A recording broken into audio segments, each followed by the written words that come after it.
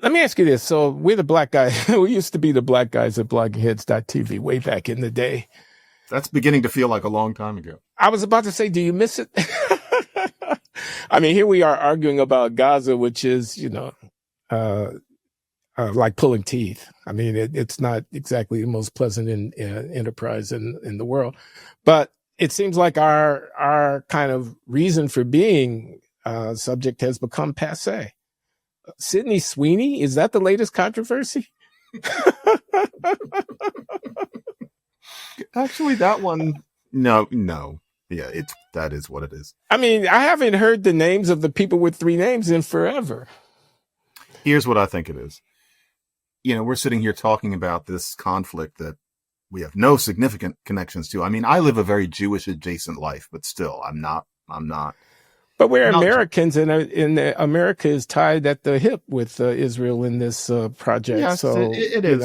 We have an interest to the extent that we have an interest in Ukraine, or we have an interest in Taiwan, or we have an interest. I mean, you're right. It is like pulling teeth. It's hard, and I'm always worried that I'm overstepping some line or something. You undoubtedly are. I know I am. Yeah. Whereas the race issues, if I take your point, and this is a theme lately, go back, say 10 years now. What is it, 2025? 10 years now, and we're talking about the rise of one Ta-Nehisi Coates. And both of us are thinking, well, what's so special about him? And look at what he's promulgating. And it was a challenge then because I had never seen anything like that happen before. The way he suddenly was Jesus Christ starting in about 2014. And especially given that he also was fond of dissing both of us in print and online. Well, the reception of that book, Between the World and Me, what did David Brooks wrote? He wrote a column. I mean, there's just one indication called Reading Ta-Nehisi Coates While White. Oh, yeah, I remember that. Yeah. I mean, And A.O. Scott says that it's like the book is as essential as breathing. Essential, like water or something. Air, right. Yeah.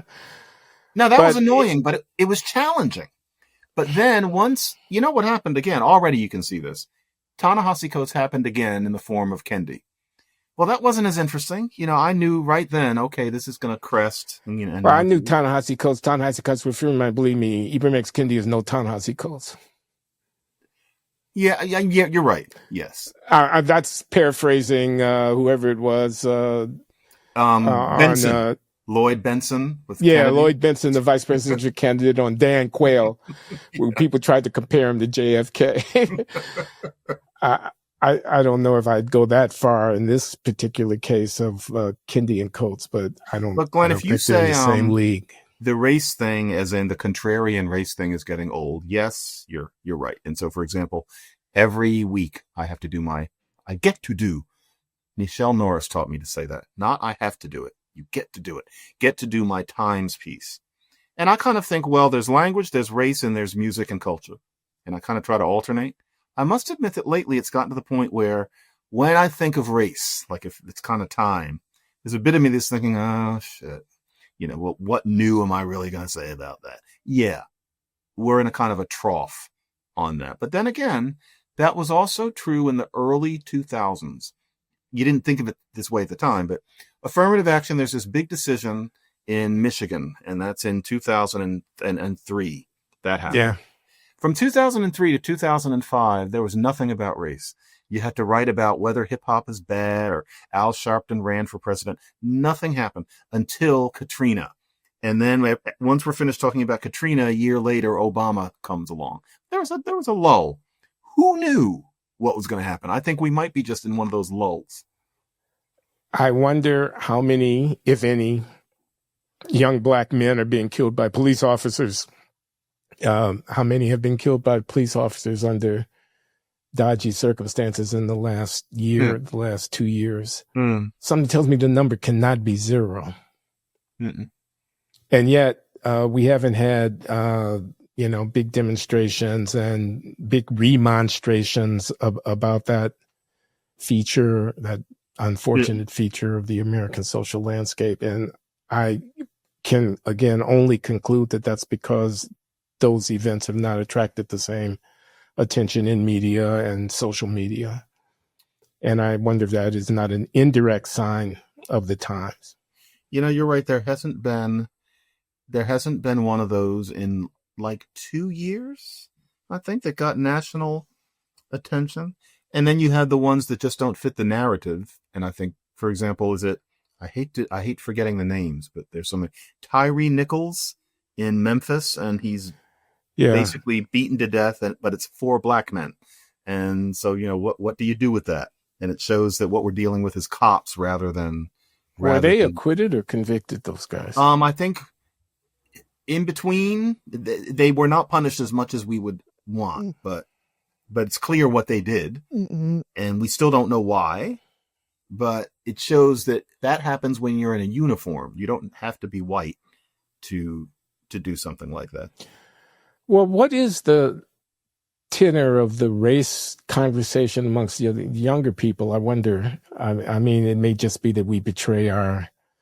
Not you, John. Not you. No, it is me. I was going to say passing I don't of know. Years and I disconnect from whatever. I just wonder what the chatter is like and what the habits are like of what's rectitude, and when you were talking earlier about Jewish students getting blowback because of Gaza. But I was just watching this film.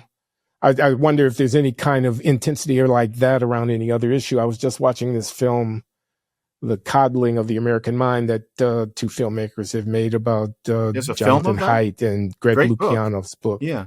There's a documentary. Okay.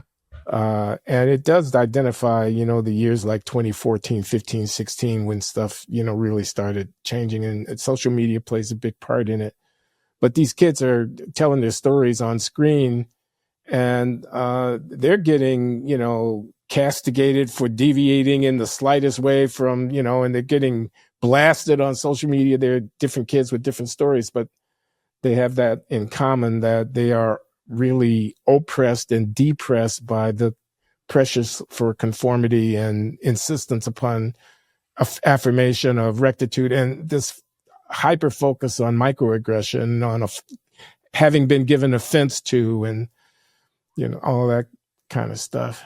It is. So I wonder what it's like now. I'm sorry, just to conclude my question, what the comparable sensibilities would be today. Ask me in 6 months when I've gone back to school and been around people, because, talk about we're too old. I don't feel it much, but I'm 60 in October. So I don't know what young people are thinking, except, what I see online. But I definitely know from when I was last at school, and it's not like I've never been on campus since, there is a powerful orthodoxy that there was not when I was in school, when the leftist tilt was painfully clear. I hung out with hippies and artists and musicians and everything else, but it was nothing. I was talking to somebody I went to school with a couple of weeks ago. It's nothing like this.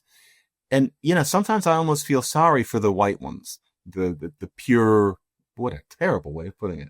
Well, talk about Sydney Sweeney, but the ones who are just, white bread. Plain vanilla. They don't fit into any of the marginalized communities. No boxes or anything.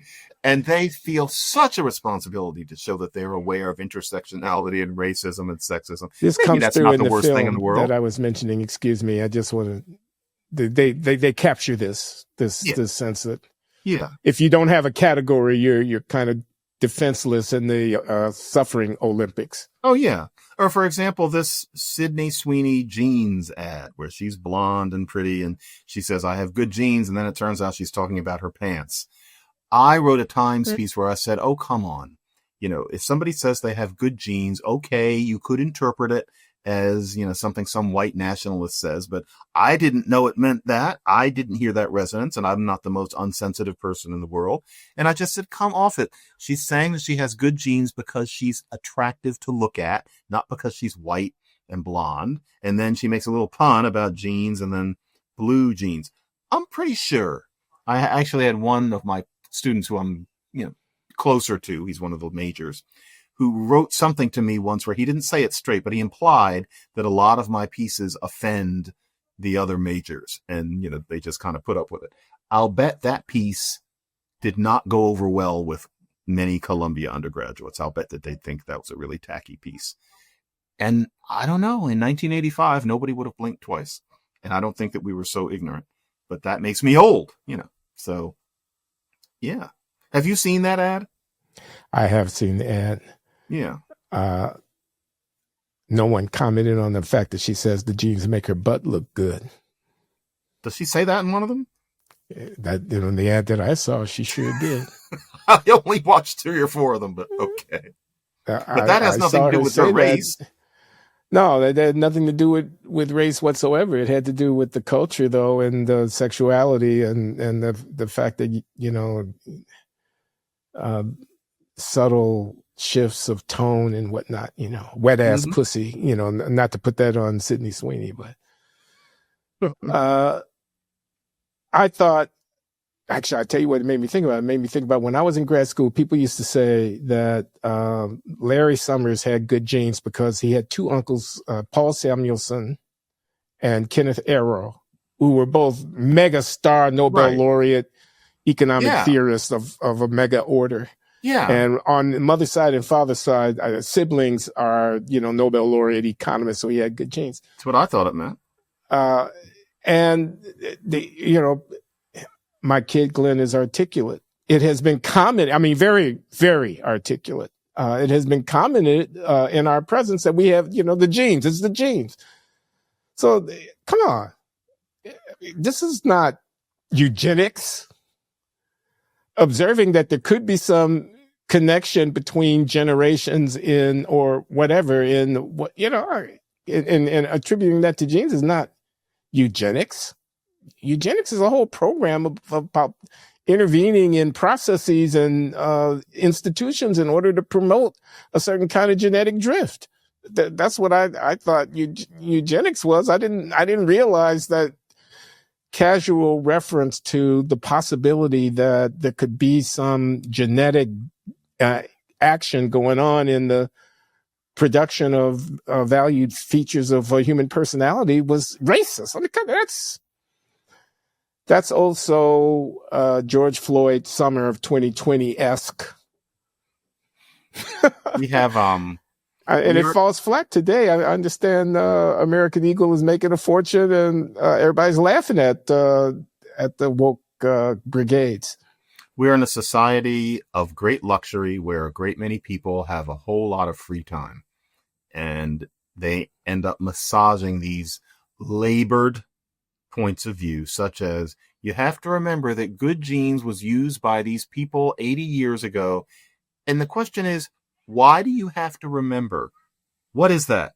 What kind of society are we that we can't let lexical time go by? I remember this is like 15 years ago, maybe a little less, that a very intelligent black writer, I forget his name, I honestly do forget, was writing that when you hear Turkey in the Straw played by an ice cream truck, so you have to think about that started out as a minstrel show song, and it was used in minstrel shows. And so when you hear that, you're hearing a song that people used to sing when they were white and they're blacked up and they're wearing gloves. You have to think about that. And I wrote a couple of pieces where I said, why the hell do we have to think about that? That was 400 years ago. And it's just a little song, and go eat your goddamn ice cream. But we're supposed to, there's this thing of, you have to think about that. Why? Why can't we let time pass? How is it modern to pretend that time doesn't pass? But apparently. So yeah, good genes. I didn't know it had that resonance. I'm glad to know, but I think of it as kind of a nerdy thing to know. Today we say good genes because Larry Summers is brilliant, which he clearly is. Yeah. And he's not going to be doing any jeans ads, I assume. It is an exercise of authority. It's a little bit of a kind of bullying move. It's a control over the language. I'm going to police. I'm going to reprimand. I'm going to hold you to account. Who arrogates to themselves the authority to pronounce on these matters? That's something that interests me. Well, I think that authority is waning in that. Imagine if there were that Sydney Sweeney ad in roughly June 2021, she would now be living somewhere in Mongolia. Whereas today she can just say nothing and the jeans keep selling and we'll barely be able to remember the contours of this in a year. So yeah, an era is over, but I guess that makes us boring. I think of it as a victory in a way.